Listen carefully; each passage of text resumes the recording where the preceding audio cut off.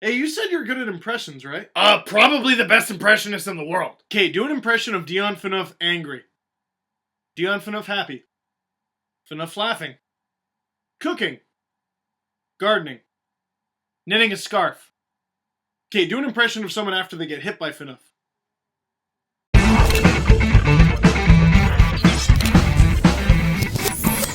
Dion Phaneuf, just 24/7 game face. The hockey season is back in Toronto. Happy dance. I'm sorry for that, never again. But it's been a long time, since early April. And the thing everyone in Toronto's getting frustrated about is it always seems to be early April. But this could be the year Toronto finally gets to see playoff hockey again. Did we say that last year? Maybe. But right now, everyone's starting with a clean slate. And something that Toronto has really needed, and pretty much any good team is going to need, defense. So with that in mind, I'm thinking of two guys in particular that have to be good for Toronto. Obviously, Captain Dion Phaneuf. Generally, you want your captain to be good, yeah. And Lucas Schenn. I don't know anyone who calls him Lucas, it just felt right. Luke Schenn, okay? And if you've been reading what these guys have been saying about missing the playoffs the last few years, they're kind of angry. You won't like them when they're angry. And their advantage, both of them, Dion Phaneuf and Luke Schenn, is their size and strength. And luckily, I've had the pleasure of meeting them both. Luke, Dion, nice to meet you. Let go! They're only getting stronger, and expectations are high. Phaneuf's season got messed up by a freak injury, but the second half he had was pretty unreal. That is determination. And before last season began, Luke Schenn, being the young athlete that he is with all sorts of promise,